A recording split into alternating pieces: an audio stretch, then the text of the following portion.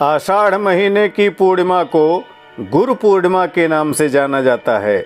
इस दिन व्रत, स्नान, दान, विष्णु पूजन के साथ साथ गुरु पूजा का भी विधान है।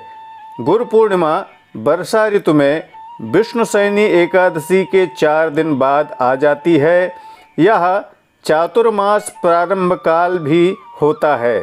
चौमासे भर साधु संत सन्यासी जन एक ही स्थान पर रहकर ज्ञानोपदेश, धर्मोपदेश आदि करते हैं। इसे कृष्ण द्वैपायन व्यास के जन्म दिवस के रूप में भी मनाया जाता है।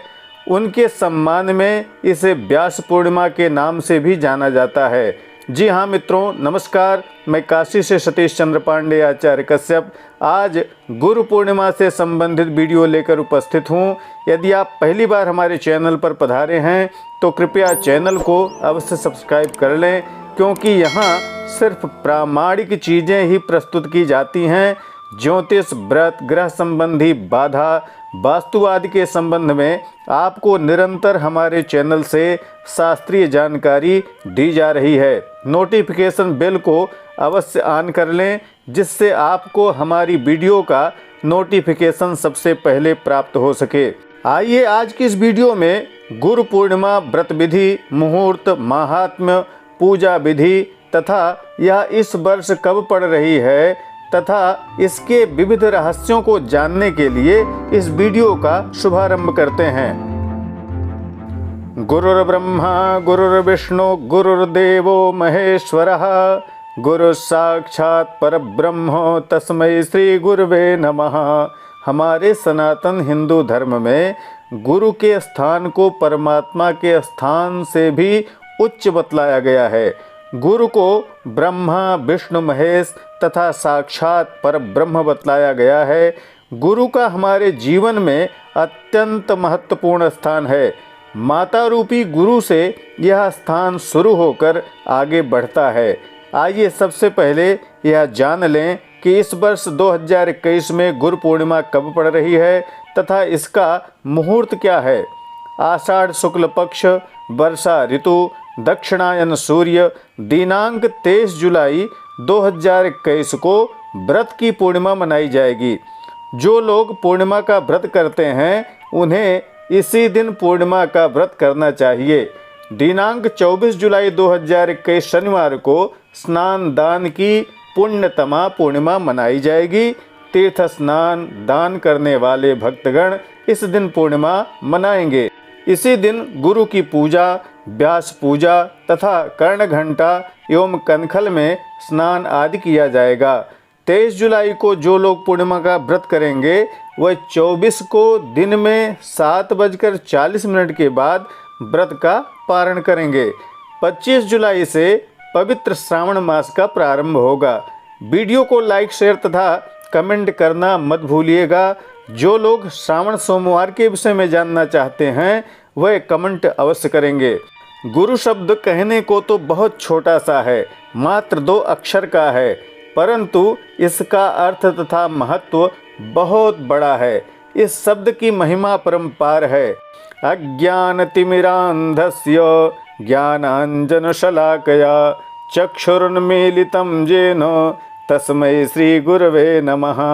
अज्ञान रूपी अंधकार को ज्ञानांजन रूपी शलाका से जो चक्षु को खोल देता है उसे ही गुरु कहते हैं। गु शब्द का अर्थ अंधकार अथवा अज्ञान रूप में किया जाता है तथा रु शब्द का अर्थ उसका निरोधक अर्थात अंधकार या अज्ञान को मिटा देने वाला कहा गया है। इसलिए गुरु शब्द की महिमा अपरंपार कही गई है। अज्ञान रूपी अंधकार से ज्ञान रूपी प्रकाश की तरफ ले जाने वाले को ही गुरु कहा जाता है। परमात्मा का साक्षात्कार गुरु की कृपा से ही संभव है। आषाढ़ मास की पूर्णिमा को गुरु पूर्णिमा के रूप में ही जाना जाता है। इस संसार में हमारी प्रथम गुरु हमारी माँ है, जिसका स्थान देवी देवताओं तथा परमेश्वर से भी ऊंचा बतलाया गया है। किसी भी प्रकार की कला, साहित्य, संगीत, वेद, वेदांग आदि की शिक्षा प्रदान करने वाले गुरुजनों की इस दिन भक्ति भाव से उनके शिष्यगण पूजा करते हैं। मंत्र दीक्षा देने वाले गुरुओं के चरण की पूजा करके उनसे आशीर्वाद प्राप्त करते हैं। इस दिन तीर्थ स्नान, कनखल में स्नान करना चाहिए तथा दान करना चाहिए। स्नान और दान का पूर्णिमा के दिन अत्यंत महत्व बतलाया गया है। मान्यता यह भी है कि महर्षि वेदव्यास का जन्म इसी दिन हुआ था। उन्होंने 18 पुराणों, भागवत आदि पुराणों की रचना की, वेदों का विभाग किया, ब्रह्मसूत्र, महाभारत आदि ग्रंथों की रचना की। उनका मूल नाम कृष्णद्वैपायन था। वे 28वें वेदव्यास कहे जाते हैं। गुरु से मंत्र दीक्षा के लिए भी यह दिन अत्यंत श्रेष्ठ बतलाया गया है। आषाढ़ पूर्णिमा से पूरे चौमासे भर अध्ययन अध्यापन के लिए उत्तम कहा गया है। इन 4 महीनों में समस्त विद्वतजन, साधु संत, महात्मा, सन्यासी आदि एक ही स्थान पर निवास करते हैं, जिससे लोगों को शास्त्र, सत्संग आदि प्राप्त करने में आसानी होती है। इस दिन प्रातःकाल सूर्योदय से पूर्व उठकर स्नान, ध्यान, व्रत ग्रहण का संकल्प करके अपनी नित्य पूजा आदि से निवृत्त होकर तदुपरांत गुरु के पास जाना चाहिए। जिनके गुरु नहीं हैं वह लोग भगवान शंकर को गुरु मानकर उनकी पूजा करें तथा जिनके गुरु दूर हैं या वे किसी कारणवश गुरु तक नहीं पहुंच सकते हैं, वह गुरु की प्रतिमा अथवा गुरु का मानसिक ध्यान करके पूजा अर्चना करें। जो लोग अपने गुरु तक पहुंच सकते हैं वह गुरु की विधिवत पूजा करके उनका आशीर्वाद अवश्य ग्रहण करें। इस दिन भगवान वेदव्यास जी की भी पूजा अवश्य करनी चाहिए। सायंकाल भगवान विष्णु, श्री सत्यनारायण भगवान की पूजा अर्चना करनी चाहिए। ब्राह्मण को बुलाकर, भाई बंधुओं को निमंत्रित करके विधि विधान से भगवान सत्यनारायण का व्रत पूजन करना चाहिए। उनकी पवित्र कथा का श्रवण करना चाहिए। गोदान, ब्राह्मणों का सम्मान, दक्षिणा दान आदि करना चाहिए। गरीबों को अन्न वस्त्र आदि का दान देना चाहिए। ऐसा करने से समस्त मनोकामनाएं पूर्ण हो जाती हैं। दिनांक 25 जुलाई 2021 से पवित्र श्रावण मास का प्रारंभ हो जाएगा। रुद्रपाठ, श्रावण सोमवार आदि की वीडियो यदि आप देखना चाहते हैं तो कमेंट अवश्य करिएगा। इस दिन शेष साई भगवान विष्णु की पूजा, भगवती लक्ष्मी की आराधना अवश्य करनी चाहिए। भगवान शिव की पूजा, चंद्रमा को अर्घ्यदान अवश्य करना चाहिए।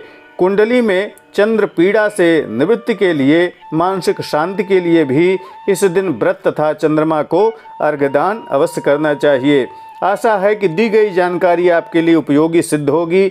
वीडियो को लाइक, शेयर तथा कमेंट करना मत भूलिएगा। किसी भी प्रकार के प्रश्न के लिए आप कमेंट कर सकते हैं।